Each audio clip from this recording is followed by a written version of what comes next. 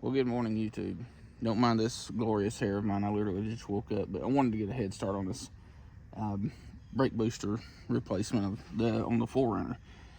Like I talked about in a previous video, I thought this little piece was the part that was going bad in it, because several pages that we looked at said that was it.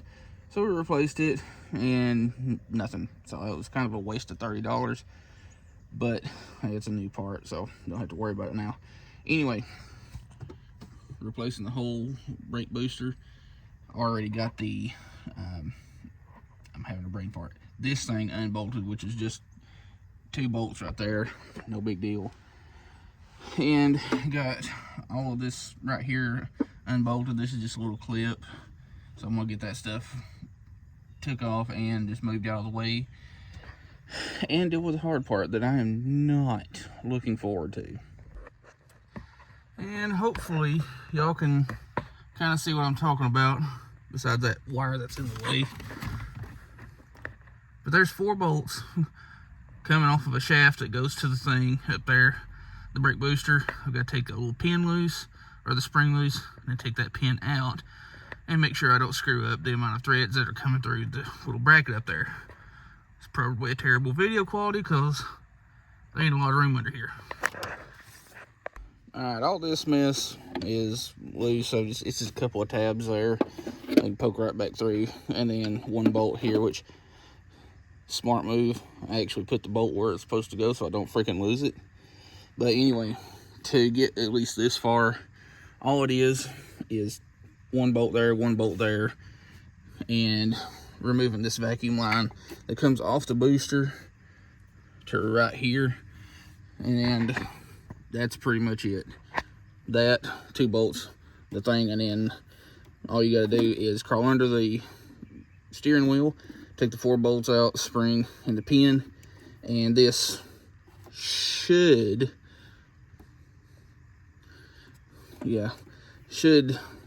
be finessed out, because there ain't a whole lot to these. But like with any vehicle, automotive, whatever repair video that's on YouTube, they're like, oh yeah, this will only take 30 minutes to an hour. Don't believe that shit. Most of the people that are watching these videos are backyard mechanics that either don't have the proper tools, 2, don't know what they're doing, or 3, big bastards like myself and can't reach half this shit. But anyway, since this part is done, I'm gonna get to digging into my storage of cuss words and try to get those 4 bolts, the spring and pin out. That way this can be out of the way, and I can, in theory, just drop the new one in when it gets here, bolt everything back up, and hopefully have this thing back on the road. Because like I've shown, I've been driving old man's Jeep for a couple of days, and I am not used to driving this thing. I did for a couple of years before that came along, and this thing being so much lighter, engine 4.0 versus 3.4, and actually having a throttle that responds when you put pressure on the gas pedal, good stuff. But yeah, this thing actually moves when you give it gas. And first things first, I'm going to need a pair of pliers to get that spring loose and that pin out. See if I've got my pliers in my bag. Sorry for the sun. How these rode all the way from the dam, which is like 15 miles away, down that curvy mountain road on the top of that Jeep, I'll never know. Occasionally I get lucky like that. Anyway, let's get to moving stuff around. Alright, got the pin out that goes through the booster arm to the mount on the brake pedal, and whatever the spring that was attached to, yeah, it decided to come loose, so I've got to figure out where that hooks to underneath the dash, and then when I go back to put everything together, hook it back up. Now figuring out where that thing hooked to under the dash is going to be a freaking nightmare.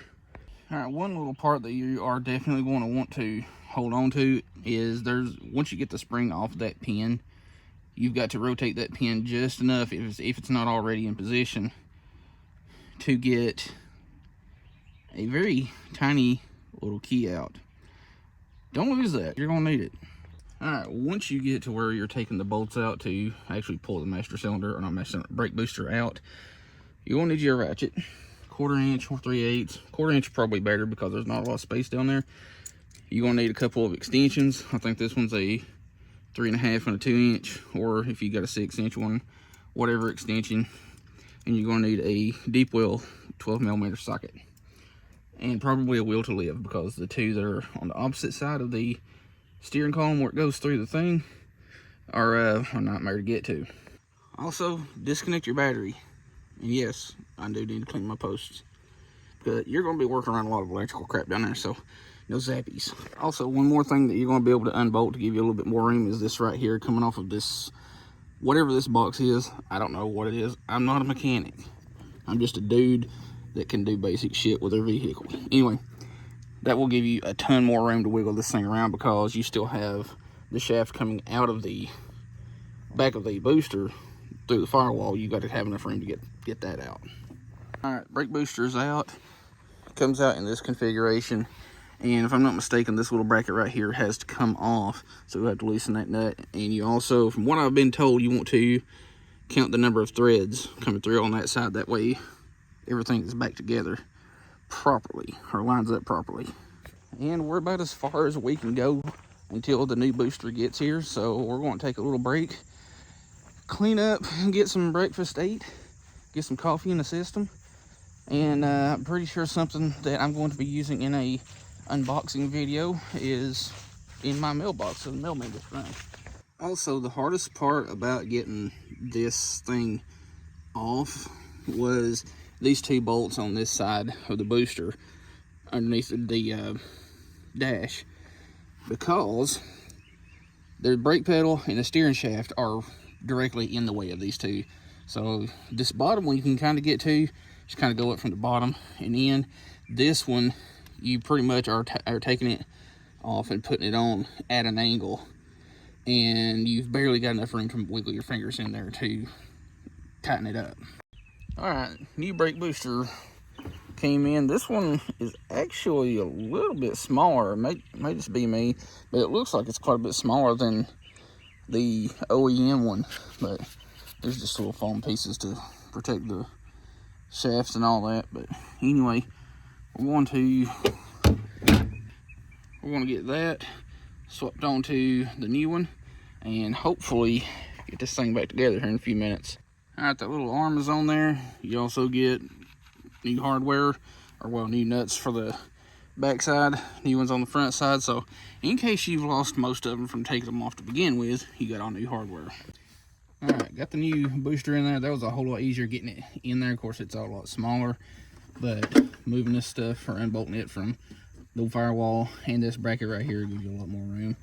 Now, the fun part is crawling back under there, or underneath the dash, and rebolting everything up from the backside. Not looking forward to that, so not going to record that part because there's already very little room underneath there as it is. So yeah, at least you'll kind of get the idea from earlier part of the video on how it's taken out. All right, for the most part, she's done.